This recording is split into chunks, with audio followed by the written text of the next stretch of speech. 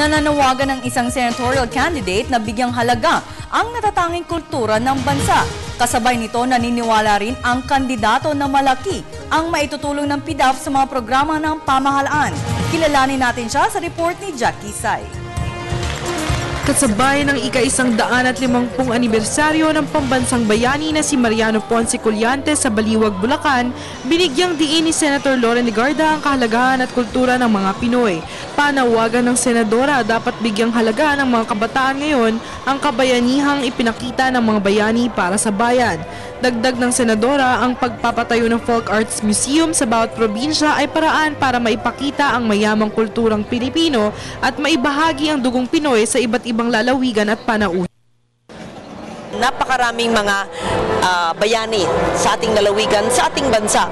At ang aking mensahe ay tignan natin ang kabayanihan sa bawat isa. Lahat tayo ay merong kadakilaan at kabayanihan. Sa mga bayani ay magandang paggunita, lalo sa kabataan. Ngayon marami mga graduate, summer months na. Pagpunta nyo sa mga pampublikong lugar, gaya ng mga mall, maganda may exhibit tungkol sa history. Dahil ang pag-aaral ng kadakilaan ng Pilipino ang siya makakapagbigay ng pride. Samantala, naniniwala ang opisyal na malaki ang maitutulong ng PDAF para sa mga proyekto at programa ng pamahalaan at para na rin sa kapakanan ng ating mga kababayan.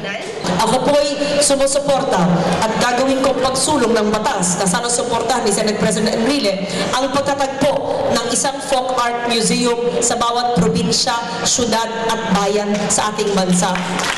Dahil ako naniniwala, it is through heritage and culture that we unite our people.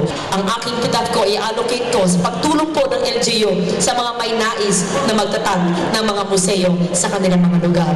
Para sa Telebisyon ng Bayan, Jackie Say.